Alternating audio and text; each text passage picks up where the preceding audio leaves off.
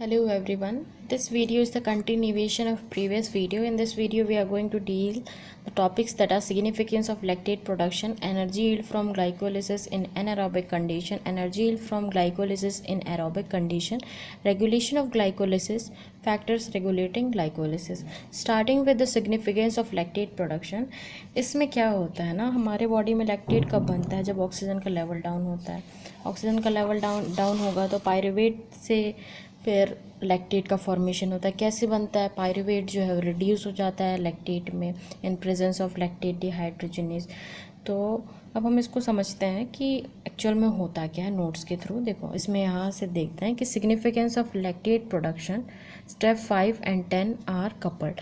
इसमें क्या होता है, जब भी लैक्टेट का प्रोडक्शन होता है तो स्टेप 5 और स्टेप 10 जो है वो कपल्ड होते हैं। ठीक है, क्यों होते हैं? अब हम इसको ये समझते हैं कि ऐसा क्यों है। एरोबिक कंडीशन में क्या होता है ना, जो NAD प्लस जो है रिड्यूस होता है स्टेप 5 में। देखो ग्लिसरील्डिहाइड 3 फॉस्फेट से बनता है 1,3 बिस फॉस्फोग्लिसरेट। तो यहाँ पे जो है NAD प्लस जो है वो रिड्यूस हो जाता है NADH में। एरोबिक कंडीशन में क्या होता है, ये जो NADH है वो चला जाता है इलेक्ट्रॉन ट्रांसपोर्ट चेन में, फिर वहाँ पे इसका ऑक्सीडेशन हो जाता है। लेकिन एनारोबिक कंडीशन में ये तो माइटोकॉन्ड्रिया में जा नहीं पाएगा, तो क्या होगा फिर इसका? तो फिर ये जो है ना स्टेप 5 और स्टेप 10 ये दोनों स्टेप जो है वो कपल्ड होते हैं। यहाँ पे क्या होता है, ये जो NAD प्लस जो है वो रिड्यूस हुआ NADH में, तो फिर ये जो NADH है वो स्टेप 10 में जाके फिर से वो ऑक्सीडाइज फॉर्म में कन्वर्ट हो जाता है। देखो और यहाँ पे एक ये भी है ना कि एक ATP का जो वैल्यू है वो होता है 1 ATP, लेकिन 1 NADH का वैल्यू होता है 2.5 ATP। तो हम आगे देखेंगे इसको कि क्या क्या कितने अमाउंट ऑफ एनर्जी का फॉर्मेशन होता है एरोबिक कंडीशन में, एनारोबिक कंडीशन में। तो आप इसको याद रखिएगा कि होता क्या एक्चुअल में। तो ये सब चीज़ें हमने देख ली, अब हम देखते हैं नोट्स के थ्रू। देखो इसमें क्या होता है ना, in step 5 for each molecule of glucose 2 molecule of NAD plus are reduce to NADH। हर एक मॉलिक्यूल ऑफ ग्लूकोज के लिए 2 मॉलिक्यूल ऑफ NAD रिड्यूस हो जाते हैं NADH में। Availability of coenzyme inside the cell is limited. जो coenzyme का कंसंट्रेशन होता है वो लिमिटेड होता है सेल के अंदर। Step become bottleneck in whole reaction. इस वजह से स्टेप है वो बॉटल नेक की तरह काम करने लगता है पूरे रिएक्शन में। NADH is to be reconverted to NAD plus. क्या होता है, NADH को फिर से ऑक्सीडाइज फॉर्म में कन्वर्ट करना पड़ेगा, दैट इज़ NAD प्लस। तो is done by oxidative phosphorylation. ये प्रोसेस जो है कन्वर्जन को ऑक्सीडेटिव फॉर्म में कन्वर्ट करने का, वो ऑक्सीडेटिव फॉस्फोराइलेशन के थ्रू होता है। लेकिन कब होता है? एरोबिक कंडीशन में होता है। एनारोबिक कंडीशन में नहीं हो पाएगा ना ये, क्योंकि ये जो प्रोसेस है माइटोकॉन्ड्रिया के अंदर होता है और लैक्टेट का प्रोडक्शन जो है वो सिर्फ और सिर्फ साइटोप्लाज्म के अंदर होता है। देखो अब क्या होता है, during exercise lack of oxygen. जब भी हम एक्सरसाइज करते हैं एक्यूमुलेशन होता है लैक्टिक एसिड का। क्यों होता है? क्योंकि हमारे बॉडी में ऑक्सीजन का लेवल जो है वो कम हो जाता है। ठीक है, रिएक्शन इज़ नॉट पॉसिबल। तब जो ये रिएक्शन होता है ना वो पॉसिबल नहीं हो पाता है, ऑक्सीडेटिव फॉस्फोराइलेशन नहीं हो पाता है। तो क्या होगा, cell has couple some other reaction. जो सेल है वो खुद ही कपल करके रखा है दूसरे रिएक्शंस को साइटोप्लाज्म में ही टू रीजनरेट NAD प्लस। ठीक है, वो खुद से कपल करके रखा है कुछ कुछ स्टेप्स को, रिएक्शन को साइटोप्लाज्म में ही NAD प्लस को जनरेट करने के लिए, रीजनरेट करने के लिए। अब देखो क्या है, pyruvate is reduce to lactate. Pyruvate जो है रिड्यूस हो जाता है लैक्टेट डिहाइड्रोजनेज के प्रेजेंस में। ठीक है, NAD प्लस दस जनरेटेड इज़ रीयूटिलाइज। यहाँ पे क्या होता है, NADH जो है 5th स्टेप से 10th स्टेप में फिर वो रिकन्वर्ट हो जाता है ऑक्सीडाइज फॉर्म में। तो ये जो पायरुवेट जो है वो कन्वर्ट होता है लैक्टेट में, और यहाँ पे जो एनर्जी जो है वो फिर से रीयूटिलाइज हो जाता है। NAD प्लस जो है वो रीयूटिलाइज हो जाता है। वो उस लाइन का मतलब यही था। अब देखो RBC mitochondria is absent. RBC में माइटोकॉन्ड्रिया नहीं होता है, हम सभी को पता है। और लेकिन माइटोकॉन्ड्रिया जो है वो पावर हाउस ऑफ सेल होता है, लेकिन आरबीसी के पास वही नहीं है, तो एनर्जी कहाँ से मिलेगा उसको? उसको मिलता है ग्लाइकोलिसिस के through, energy only through glycolysis. ठीक है, अब देखते हैं हम energy yield from glycolysis in an aerobic condition. Anaerobic में कितने एटीपीज का फॉर्मेशन होता है? देखो बेसिकली इसमें 4 स्टेप्स इन्वॉल्व होते हैं। वो होता है आपका स्टेप नंबर 1, 3, 6 और 9। इसमें क्या होता है? स्टेप 1 में क्या होता है? एटीपी से एडीपी बनता है। यहाँ पे क्या होता है? फॉस्फोराइलेशन होता है, हेक्सोकाइनेज के प्रेजेंस में एक फॉस्फेट ग्रुप ऐड होता है। तो यहाँ पे क्या होता है कि एटीपी का यूज़ हो रहा है, यूटिलाइज हो रहा है एक मॉलिक्यूल ऑफ एटीपी। यहाँ पे तो हो रहा है, साथ में यहाँ पे भी होता है। स्टेप 3 में भी वही चीज़ होता है, यहाँ पे भी फॉस्फोराइलेशन होता है। किसके प्रेजेंस में होता है? फॉस्फोफ्रक्टोकाइनेज के प्रेजेंस में। यहाँ पे भी एक फॉस्फेट ग्रुप ऐड हो रहा है। तो दो जगह पे तो एटीपी का यूटिलाइजेशन ही हो रहा है ना। अब देखो वहाँ पे देख लिए। अब हम देखते हैं कि स्टेप नंबर 6 पे क्या होता है। 1,3-bis फॉस्फोग्लिसरेट से जब 3 फॉस्फोग्लिसरेट बनता है तो यहाँ पे 2 मॉलिक्यूल ऑफ एडीपी से 2 मॉलिक्यूल ऑफ एटीपी का फॉर्मेशन होता है। यहाँ पे 2 एटीपी बन गया, यहाँ पे 2 एटीपी बनता है। कैसे बनता है? फॉस्फेनॉल पायरुवेट से जब पायरुवेट बनता है ना, तो यहाँ पे 2 मॉलिक्यूल ऑफ एडीपी से 2 मॉलिक्यूल ऑफ एटीपी का फॉर्मेशन होता है। तो ये दो जगह पे एटीपी का फॉर्मेशन हो रहा है, लेकिन स्टेप नंबर 1 और 3 यहाँ पे यूटिलाइजेशन हो रहा है। तो देखो यहाँ पे टोटल कितने एटीपी बने? यहाँ पे 2 बन गया, यहाँ पे 2 हो गया। तो टोटल जो है वो 4 एटीपी का फॉर्मेशन हुआ, लेकिन 2 जगह पे यूटिलाइज भी तो हो रहा है ना। तो टोटल जो है एनारोबिक कंडीशन में 2 ही एटीपी बनते हैं। अब देखो यहाँ से स्टेप 1 में क्या होता है? एंजाइम हेक्सोकाइनेज के प्रेजेंस में एक एटीपी का क्या होता है? यूटिलाइजेशन हो जाता है। स्टेप 3 में क्या होता है? फॉस्फोफ्रक्टोकाइनेज के प्रेजेंस में भी फॉस्फोराइलेशन होता है, तो एक फॉस्फेट ग्रुप ऐड होता है। और क्या होता है वहाँ पे? एडीपी का यूटिलाइजेशन हो रहा है। तो वहाँ पे ये दोनों स्टेप पे एडीपी का फॉर्मेशन हो ही नहीं रहा है। लेकिन स्टेप 6 और 9 पे क्या होता है? स्टेप 6 में 1,3-bis फॉस्फोग्लिसरेट काइनेज के प्रेजेंस में 2 मॉलिक्यूल ऑफ एटीपी का जनरेशन होता है। स्टेप 9 में भी पायरुवेट काइनेज के प्रेजेंस में 2 मॉलिक्यूल ऑफ एटीपी का जनरेशन होता है। तो मैंने बताया था 1 molecule of ATP is equals to 1 molecule of ATP, लेकिन 1 molecule of NADH is equals to 2.5 ATP। या याद रखना, आगे काम भी आएगा। देखो यहाँ पे कितने एटीपी का फॉर्मेशन हो रहा है? 2 एटीपी का, लेकिन एक एटीपी का वैल्यू होता है 1 एटीपी, तो हम यहाँ पे लेंगे 2 × 1। तो यहाँ पे भी सेम केस है। तो यहाँ पे टोटल 4 एटीपी का ही फॉर्मेशन हो रहा है, लेकिन 2 जगह पे यूटिलाइज हो रहा है, तो टोटल बनेगा आपका 2 एटीपी। अब हम देखते हैं energy yield from glycolysis in aerobic condition. देखो इसमें क्या होता है? सब कुछ सेम है, बस एक स्टेप इसमें ऐड हो जाता है। स्टेप नंबर 5 वहाँ पे क्या होता है? NAD+ जो है वो रिड्यूस होता है NADH में। यहाँ से समझते हैं पहले।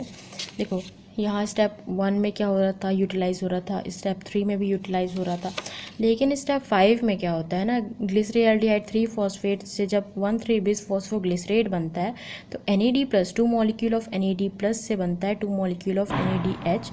तो यहाँ पे टोटल 5 एटीपी का फॉर्मेशन होता है। यहाँ पे 5 बना, ठीक है। यहाँ पे तो हम पहले देखे थे कि यहाँ पे 2 बनता है। फिर स्टेप नंबर 9 पे भी 2 मॉलिक्यूल ऑफ एटीपी का फॉर्मेशन होता है यहाँ पे। तो यहाँ पे 2 बना और यहाँ पे 2 बना और यहाँ पे 5 बना, तो टोटल एटीपी का फॉर्मेशन होता है वो होता है 9। लेकिन ये 2 स्टेप पे यूटिलाइजेशन हो रहा है, ये 2 स्टेप पे यूटिलाइज हो गया 2 मॉलिक्यूल ऑफ एटीपी। तो क्या होता है? टोटल 7 एटीपी जो है वो एरोबिक कंडीशन में बनते हैं। अब हम देखते हैं इसको यहाँ से। देखो इसमें कौन कौन से स्टेप्स इन्वॉल्व हैं? 1, 3, 5, 6 और 9। एंजाइम कौन कौन से? Hexokinase, फॉस्फोफ्रक्टोकाइनेज and glyceraldehyde 3 phosphate dehydrogenase, 1,3-bis phosphoglycerate kinase, pyruvate kinase. यहाँ पे यूटिलाइजेशन हो रहा है एटीपी का, यहाँ पे भी यूटिलाइजेशन हो रहा है यहाँ पे 2 मॉलिक्यूल ऑफ NADH का फॉर्मेशन होता है, यहाँ पे 2 मॉलिक्यूल ऑफ ATP का फॉर्मेशन होता है, यहाँ पे भी 2 मॉलिक्यूल ऑफ ATP का फॉर्मेशन होता है। एक मॉलिक्यूल ऑफ NADH का वैल्यू होता है 2.5 और टोटल 2 NADH है। तो फिर यहाँ पे 2 मॉलिक्यूल से जब इंटू करेंगे तो 5 ATP का फॉर्मेशन होता है। जब हम इसको कैलकुलेट करेंगे तो 9 आएगा, लेकिन 2 जगह पे यूटिलाइज हो रहा है तो कितना आएगा, 7 ATP का फॉर्मेशन हो गया। ठीक है, याद रखना कि एरोबिक कंडीशन में कौन कौन से स्टेप पे कौन से एंजाइम इन्वॉल्व होते हैं और एरोबिक कंडीशन में कौन से स्टेप्स भी इन्वॉल्व होते हैं, कितने ATP का जनरेशन होता है, आपको ये सब वाइवा में पूछ सकते हैं। अब हम देखते हैं regulation of glycolysis. Regulation of glycolysis में आपको 3 एंजाइम को याद रखना है, क्योंकि वो जो है एक्सटर्नल जो है पूछते हैं। सबसे पहला जो है ये रेगुलेटरी और key enzyme of glycolysis are hexokinase होते हैं, फॉस्फोफ्रक्टोकाइनेज होते हैं, पायरुवेट काइनेज। टिप पे होना चाहिए, सबको याद होना चाहिए ये चीज़। अब देखो फैक्टर्स रेगुलेटिंग ग्लाइकोलिसिस में हम देखेंगे ये तीनों एंजाइम्स के बारे में डीप में थोड़ा। हेक्सोकाइनेज में क्या होता है, हेक्सोकाइनेज और ग्लूकोकाइनेज के बारे में पहले ही पढ़े हैं, थोड़ा बहुत रफ आइडिया तो ले ही लिए हैं कि जो हेक्सोकाइनेज और ग्लूकोकाइनेज ये दोनों आइसो एंजाइम होते हैं। इसका जो एफिनिटी है ग्लूकोज के लिए वो ज़्यादा होता है, और लेकिन ग्लूकोकाइनेज का थोड़ा कम होता है, थोड़ा नहीं कम ही होता है उसका। देखो इसमें क्या है, क्यों इसका ज़्यादा होता है, क्योंकि एक्चुअली ये ना लो कंसंट्रेशन ऑफ ग्लूकोज पे भी ग्लाइकोलिसिस करा देता है। देखो have high affinity for glucose के लिए हाई एफिनिटी होता है। एक्ट इवन लो ग्लूकोज कंसंट्रेशन, जब ग्लूकोज का कंसंट्रेशन कम होता है तब भी ग्लाइकोलिसिस करा देता है। अब brain and RBC can get necessary energy. जो ब्रेन और RBC होते हैं उनको एनर्जी जो है इसी के थ्रू मिलता है, ग्लाइकोलिसिस के थ्रू ही। देखो हमने सारा कुछ तो पढ़ लिया कि हेक्सोकाइनेज का काम क्या है, लेकिन कोई ना कोई इसके काम को बिगाड़ने वाला भी तो होगा ना। तो वो जो है बिगाड़ने वाला काम करता है ग्लूकोज 6 फॉस्फेट। कौन करता है, ग्लूकोज 6 फॉस्फेट इनहिबिट करता है हेक्सोकाइनेज को। और देखो glucokinase with low affinity and high Km for glucose present only in liver and beta cell of pancreas। देखो ग्लूकोकाइनेज जो है उसका एफिनिटी ग्लूकोज के लिए कम होता है, लेकिन उसका Km वैल्यू बहुत ज़्यादा होता है ग्लूकोज के लिए। ठीक है, और ये जो कब होता है, जब वो प्रेजेंट होता है लिवर या फिर बीटा सेल ऑफ पैंक्रिया पे। और एक ट्विस्ट वाली बात है यहाँ पे, देखो in liver glucokinase phosphorylate glucose which can be used for glycogen synthesis। देखो यहाँ पे क्या होता है, लिवर में ना ग्लूकोकाइनेज जो है वो ग्लूकोज को फॉस्फोराइलेट करा देता है।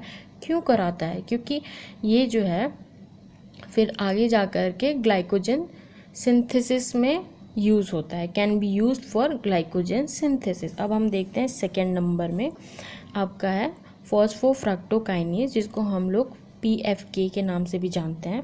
Most important rate limiting enzyme, most important होते हैं rate limiting enzyme. ATP and citrate most allosteric inhibitor. जो ATP और सिट्रेट जो है वो इसको रोकने का काम करते हैं।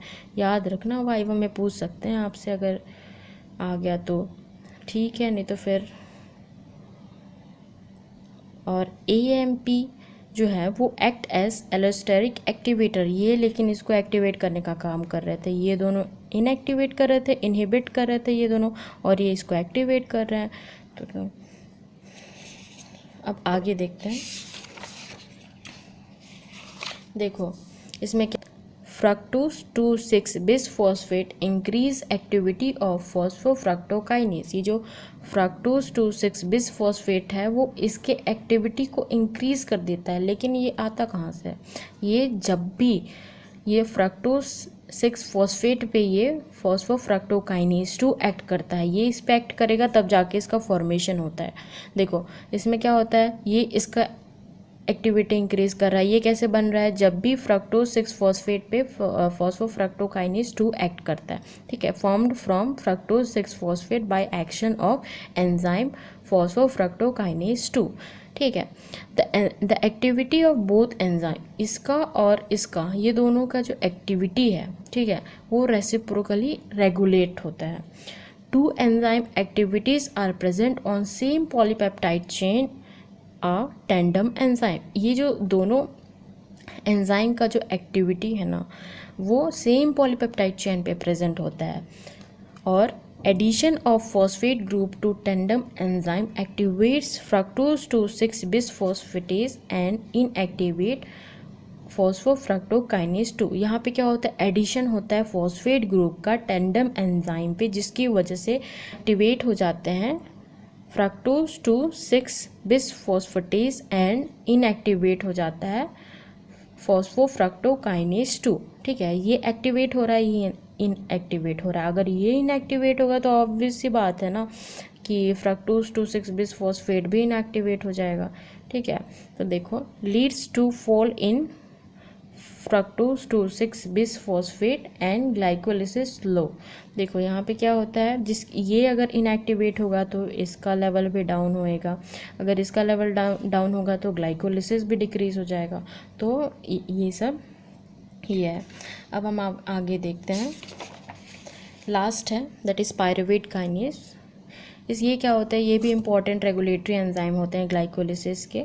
ठीक है, regulatory enzyme of glycolysis when energy is plenty in cell glycolysis is inhibited। जब भी एनर्जी बहुत ज़्यादा होता है सेल में, प्लेंटी अमाउंट में होते हैं, तो फिर उस टाइम पे जो ये ग्लाइकोलिसिस है वो इनहिबिट हो जाता है। Insulin favours glycolysis by activating the key glycolytic enzyme. जो इंसुलिन है वो फेवर करता है ग्लाइकोलिसिस को, कैसे एक्टिवेट करता है की ग्लाइकोलिटिक एंजाइम को। And glucocorticoid inhibit glycolysis. जो ग्लूकोकॉर्टिकॉइड है वो इनहिबिट करता है ग्लाइकोलिसिस, लेकिन ये जो है ना ग्लूकोकॉर्टिकॉइड वो जो है वो फेवर करता है ग्लूकोनियोजेनेसिस को। देखो glucocorticoid inhibit glycolysis and favours gluconeogenesis. ठीक है, सो हमारा टॉपिक कंप्लीट हुआ। I hope you like this video. If you think this video is helpful, then please hit the like button, subscribe to my channel, and please share this video with your friends. Thank you for watching this video.